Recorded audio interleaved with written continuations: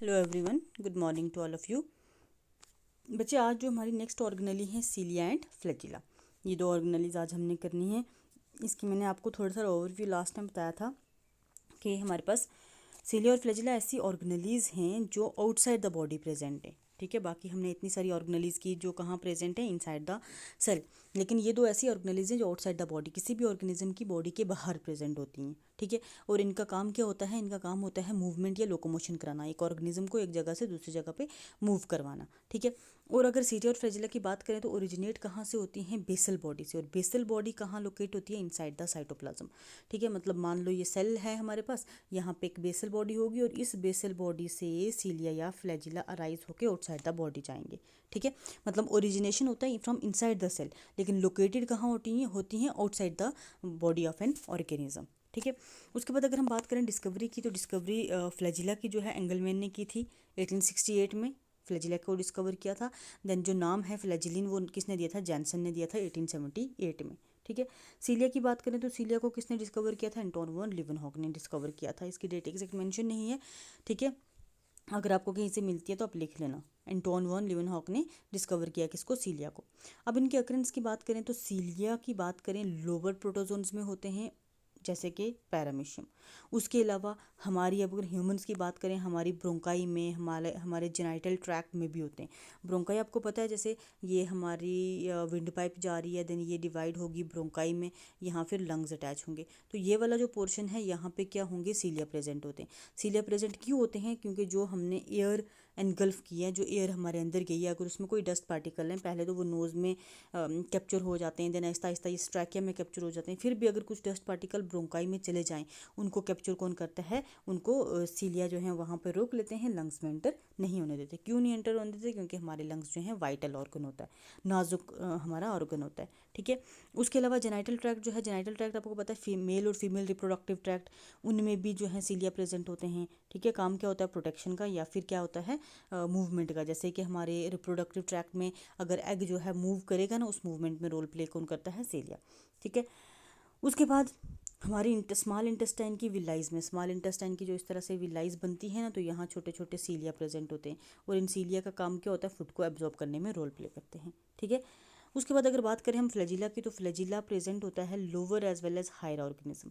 ठीक है, एंथ्रॉइड्स लिखा और ह्यूमन स्पर्म। एंथ्रॉइड्स क्या होते हैं? देखो आपको पता है फ्लोर में जो मेल पार्ट होता है एंथर, ठीक है, उसमें जो है एंथ्रॉइड्स में प्रेजेंट होगा फ्लैजिला। और ह्यूमन स्पर्म, ह्यूमन स्पर्म इस तरह का होता है जो मूवमेंट में रोल प्ले करेगा, मेल रिप्रोडक्टिव सिस्टम से फीमेल रिप्रोडक्टिव ट्रैक्ट में मूव कराने में हेल्प करेगा कौन? फ्लैजिला।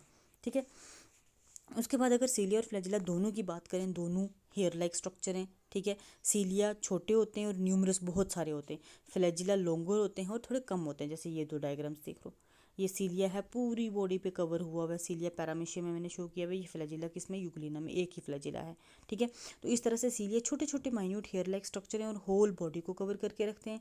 फ्लैजिला थोड़ा लॉन्गर होता है और एक या दो, मतलब हो सकते हैं पूरी बॉडी पे भी हो सकते हैं, बट इस तरह इतने ज़्यादा नहीं होते पूरी बॉडी पे। कुछ एक बैक्टीरिया हैं जिनमें फ्लैजिला इस तरह से पूरी बॉडी पे होता है, इस तरह। ठीक है, लेकिन इस तरह इतना घना, इतना ज़्यादा नहीं होता जितने सीलिया होते हैं। ठीक है, देन उसके बाद अगर बात करें स्ट्रक्चर की, तो स्ट्रक्चर जो है सीलिया और फ्लैजिला, ये जो स्ट्रक्चर है इनका अल्ट्रा स्ट्रक्चर, मतलब इनका माइक्रोस्कोपिक स्ट्रक्चर जो है दो मेन रीजन से बनता है, एक प्रोटोप्लाज्मिक शीथ और एक एक्सोनियम। ठीक है, इसको मैं आपको डायग्राम से बता देती हूँ। ये देखो, ये बाहर वाली जो है प्रोटोप्लाज्मिक शीथ है, और उसके बाद जो ये पूरा है एक्सोनियम है, ये जो इसके अंदर सेंट्रल कंटेंट है ना, वो क्या है? एक्सोनियम। पहले बात करें अगर प्रोटोप्लाज्मिक शीट की, तो एक्सटर्नल कवरिंग है, और एक्सटर्नल कवरिंग का एक ही काम है, फ्लैजिला या सीलिया को प्रोटेक्ट करके रखना। ठीक है, एक्सोनीम जो है, एक्सोनीम में फर्दर एक सेंट्रल रीजन है, एक हमारे पास पेरिफेरल रीजन है। सेंट्रल और पेरिफेरल रीजन, जैसे कि ये देखो, ये वाला सेंट्रल रीजन है, और ये जो सराउंडिंग वाला ये वाला कौन सा है? Peripheral region. ठीक है, तो एक्सोनीम में सेंट्रल और पेरिफेरल रीजन आ गया। पहले हम बात करें सेंट्रल रीजन की, पहले हम किसकी बात करेंगे? Central region. तो सेंट्रल रीजन किस से मिलके बनता है? सेंट्रल रीजन में दो माइक्रोट्यूब्यूल्स होते हैं, ये देखो, ये दो बने हुए ना, एक दो। ठीक है, दो माइक्रोट्यूब्यूल से मिलके बनता है, और हर एक माइक्रोट्यूब्यूल, ये जो दो सेंटर में माइक्रोट्यूब्यूल हैं, हर एक माइक्रोट्यूब्यूल कितने प्रोटोफिलामेंट्स? 13 प्रोटोफिलामेंट से बनता है। ठीक है, 13 प्रोटोफिलामेंट्स। अब जो 13 प्रोटोफिलामेंट्स हैं, इन 13 प्रोटोफिलामेंट्स में जो सब यूनिट्स हैं अल्फा एंड बीटा। ठीक है, इस तरह से इसके भी 13 होंगे और क्या हैं, अल्फ़ा और बीटा सब यूनिट्स हैं। ठीक है, यहाँ तक समझ आ गया आपको सेंट्रल रीजन का, ये 2 माइक्रोट्यूब्यूल्स हैं जो। उसके बाद है हमारे पास पेरिफेरल रीजन। पेरिफेरल रीजन की अगर हम बात करें तो पेरिफेरल रीजन में 9 माइक्रोट्यूब्यूल्स, कितने, 9 माइक्रोट्यूब्यूल्स। और वो 9 माइक्रोट्यूब्यूल्स फर्दर 2 तरह के हैं। जैसे 9 माइक्रोट्यूब्यूल्स आ गए ना, उसमें हमारे पास क्या है, एक ए सब ट्यूब्यूल आ जाएगा, एक आ जाएगा बी सब ट्यूब्यूल। ठीक है, ए सब ट्यूब्यूल और बी सब ट्यूब्यूल्स। अब इन दोनों में थोड़ा सा डिफरेंस है, ए सब ट्यूब्यूल और ये देखो ये जो मैंने बताया मैं साइड पे, ए सब ट्यूब्यूल और बी सब ट्यूब्यूल। ए जो है वो 13 डिफरेंट ग्लोब्यूलर प्रोटीन से मिलके बना है, लेकिन बी जो है वो 10 डिफरेंट ग्लोब्यूलर प्रोटीन से मिलके बना हुआ है। ठीक है, डिफरेंस पता चल गया। सेंट्रल में हमारे पास 2 हैं माइक्रोट्यूब्यूल। ठीक है, 2 माइक्रोट्यूब्यूल जो 13 प्रोटोफिलामेंट्स में, हर एक जो है 13 प्रोटोफिलामेंट से बना हुआ है।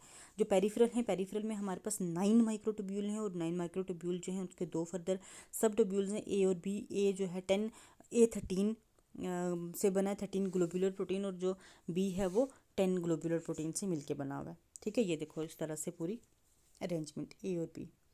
ठीक है, ए और बी आपस में अटैच्ड हैं। तो सेंट्रल से जो है, सेंट्रल ये वाला सेंट्रल है ना, सेंट्रल से जो पेरिफेरल है वो अटैच है थ्रू स्पोक्स। ये जो ये चीज़ें ना, इनको क्या बोलते हैं, स्पोक्स बोलते हैं। ठीक है, ये आ गया इसका अल्ट्रा स्ट्रक्चर। देन उसके बाद केमिकल कंपोजिशन की बात करें तो केमिकल कंपोजिशन में हमारे पास जो सेंट्रल रीजन है उसमें डाइनिन प्रोटीन होती है। ठीक है, केमिकल कंपोजिशन में डाइनिन प्रोटीन होगी सेंट्रल में। देन उसके बाद डाइनिन प्रोटीन जो क्या कंसिस्ट करती है, एटीपीएज एंजाइम। एटीपीएज एंजाइम क्या करेगा, एटीपी को यूटिलाइज करेगा, क्योंकि अगर फ्लैजिला का काम मूवमेंट है तो मूवमेंट किस वजह से होगी, मूवमेंट होने के लिए एनर्जी चाहिए होती है। एनर्जी क्या है, in the form of ATP मिलती है। तो एटीपी एंजाइम, एटीपीएज एंजाइम है जो क्या करेगा, मूवमेंट में रोल प्ले करेगा। उसके बाद बस यही है। उसके बाद पेरिफेरल रीजन की बात करें तो उसमें ट्यूब्यूलिन प्रोटीन है। ठीक है, सेंट्रल में डाइनिन है, पेरिफेरल में ट्यूब्यूलिन प्रोटीन है, ये चीज़ आपको याद रखनी है। देन उसके बाद लास्ट पे फंक्शन की बात करें तो सीलिया और फ्लैजिला का एक ही मेन फंक्शन होता है, लोकोमोशन।